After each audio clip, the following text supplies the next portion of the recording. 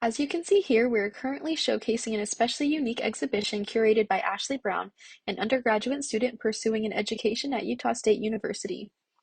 Ashley is studying graphic design through the Kane College of the Arts, in which she was able to have the opportunity to curate a virtual exhibition in her Latin American art history course. She is also pursuing a minor in marketing as well as multimedia development. Alongside her studies, Ashley enjoys coming up with various styles of digital artwork on the side in her free time. In order to learn more about the exhibit, let's head over here. Today we will walk you through Latin American art, the projection of the patriarchy.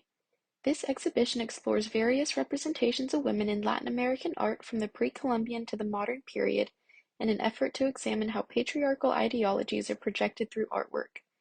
It will be made clear that although women throughout different periods are stereotyped to behave to a certain standard or to hold themselves in a specific manner, this is not reflected in the selected works at all, and it can be observed that these stereotypes are actually a projection of the male patriarchy. Follow me and we can begin the tour. The first work we see today is a work titled Great Goddess from the Pyramid of the Moon in Teotihuacan, Mexico. During the pre-Columbian era, women tended to the home, raised children, weaved textiles, and cooked for the family. In this sculpture, you'll notice how the female figure is presented as a powerful figure in the society, rather than the stereotyped latter. The work here depicts the goddess of the Teotihuacanos. This is not the depiction of any average woman who resided during the pre-Columbian era, but a woman of great power, strength, and authority. It can be noted that certain features of this work are stylized and exaggerated to serve a purpose. With a hupil draped around her shoulders, she is shown as feminine, and attention is brought to the decoration she wears. Known for being a goddess of water, fertility, the earth, and creation itself, this acts as a significant ritualistic marker atop the Pyramid of the Moon, in which the people of Teotihuacan worshipped and revolved their beliefs around. The figure acts as a model for women in the Teotihuacan community, as they could never match the perfection portrayed by the goddess. Let's move forward. Over here you'll see Immaculate Conception, which is the belief that the Virgin Mary was free of original sin from the movement of her conception. One thing that's important in this piece is the patron in the corner portrayed as a pious, humble man, seeing visions of the Virgin Mary. Note how this religious man is able to see these visions and how the patriarchy is projecting their values of male dominance onto even works depicting sacred, holy female figures. On your right, you can see the portrait of Sor Juana Inés de la Cruz by Miguel Cabrera. As a nun, poet, writer, musician, and composer, de la Cruz was also a significant leader in Latin American art history as the first feminist to resist patriarchal standards of the perception of women. This portrait draws attention to the unorthodox lifestyle that de la Cruz chose to live, that was often seen as untraditional during the colonial era, as a woman of many accomplishments during the Baroque. In both of these works, it can be noted that religion had a significant role in Latin American society. Religion was used as irrefutable for enforcing misogynistic gender roles. We see two completely different pious representations that still somehow manage to wrongfully represent the true role of the woman. The Virgin Mary is a goddess ultimately not aligning with the standard woman.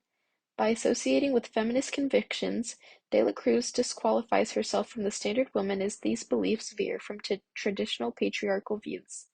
Let's continue to move forward. The first work you can see is Costa painting by Luis de Mena. These were served to display the racial diversity and intermixing of the people in the New World. As shown, there are tiers of living standards that distinguish peninsulares, mestizos, and criollos. Class divisions can be observed as they gradually get lower and lower as the ethnicity appears to signal a diminishing social status. Women in each panel are fetishized by their figure and dress, whereas the variety in style and appearance of the men is vastly different. Because of how the women are progressively depicted in each panel on the painting, it's obvious how these women are objectified. The second work shown here is the portrait of Countess Maria Salazar Gabino, painted by Cristobal Lozano. This portrait displays her great wealth and power in European society in the late 18th century. What this comments on is how women of wealth and of pure descent have respect rather than women who interracially marry. She is expensively decorated in extraordinarily fine jewelry and dress, as the fabric itself even looks expensive.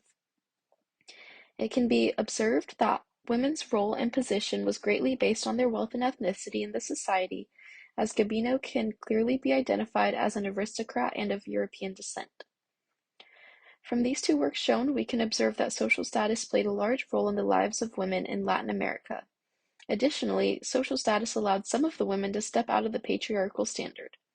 We saw this depicted in the Costa painting, as we see different depictions gradually change, and the portrait of Countess Maria Salazar Gabino was of wealthy descent, ultimately allowing her to have a lavish lifestyle.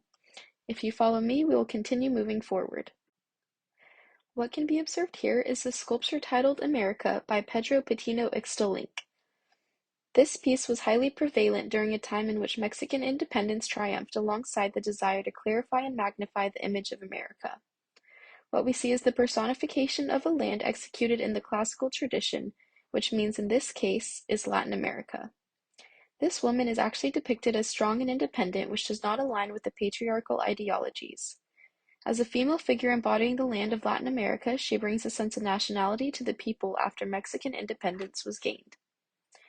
Now on this side, Mexican painter Saturnino Herrán displays his wife wearing a costume of the Zapotec people. Tehuano refers to the women of the city of Tehuantepec. Contrary to the traditional patriarchal view of how women are to behave, Tehuana gives power to women and strengthens them to take pride in themselves. A defining feature of the dress of the Zapotec women is that it does not differentiate social classes, so the women wearing these dresses are not socially distinguished from one another. In both of these works, we see a female figure that's not confining to the typical patriarchal norms, but we notice a sense of pride for their land and culture. Please follow me and we can continue. On your left, you are able to observe an oil painting by Tarsila do Amaral titled Anthropophagy. This painting depicts a man and a woman outdoors, and what's important to note is how specific the features of the female figure are highly exaggerated. The bare breasts appear more apparent than other features, and the legs and feet on the bodies are disproportionate when compared to naturalistic depictions. One thing that sets this work aside from others is how the female artist approaches the depiction of the female body in her painting.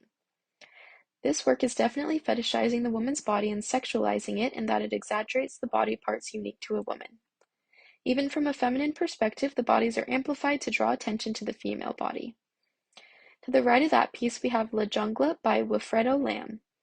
Lamb depicts a scene of part human and part animal figures huddling towards each other. What is easily noticeable in this work is the fetishization of body parts and the comment on overt sexuality. The prominence of this display comments on how even though the figures in this work are not entirely human, there is a clear sense of matriarchy and patriarchy. The emphasis on the female body parts contributes to the fetishization of women, and how although they are not supposed to be showy, this painting enhances this exact idea. What these two works have in common is the fact that these depictions of male and female are highly stylized, yet the appearance of body parts and sexualization still remain prominent. The presence of both a matriarchal and patriarchal aspect is consistent between the two paintings as well, even though one of the paintings is painted by a man and the other by a woman. We see these women in both of the depictions being objectified and acknowledge the significance of the perspective from both a male and female artist. Let's continue. Now we're almost coming to an end of our time together, so let's continue to move forward. Here we have a self-portrait painted by Frida Kahlo titled The Two Fridas. Kahlo decided to depict two different versions of herself. What is especially notable about this work is that it's created by a woman of a woman. Kahlo not only steps out of the norm by creating a painting depicting herself, but she is depicting two different versions of how she wants to be seen. With conjoined hands and conjoined hearts, the painting comments on her connection within herself. She makes a statement about who she is versus who she wants to be, and these dueling ideas are far from what society expects her to be, as she does not fit into the standards of what a woman is perceived by men as. Next to it, artist Daniela Rossell takes an unorthodox approach to her artwork by asking women to pose with whatever they want and however they want. This is where we see women starting to act out and behave against the typical norms. In this work, the subject chose to be surrounded by dolls in what may be her own home. In the attire, the woman in this photograph poses as regal, yet her body position is very casually in what would be considered unladylike. Rossell comments on how women think to portray themselves when nobody is there to pose them or tell them how to dress, and it evokes a sense of freedom and independence for women all on their own. This photograph seems to depict the exact opposite of all the traditional patriarchal views on women, which is why it's so significant and unique. Both of these works are created by a woman, and the subject of each of these is also female. This is when we start to notice the difference in stylization and how these women are now being portrayed, now that they are choosing to represent themselves. Thank you for joining us today here at the Museum of Latin American Art, and we're especially grateful to have you with us as we explored Latin American art, the projection of the patriarchy, curated by Ashley Brown. We look forward to having you with us in the future and hope you enjoyed your time here. If you'd like to learn more about this exhibition, feel free to grab an exhibition catalog on your way out as you exit through the gift shop. Again, we thank you for choosing the Museum of Latin American Art.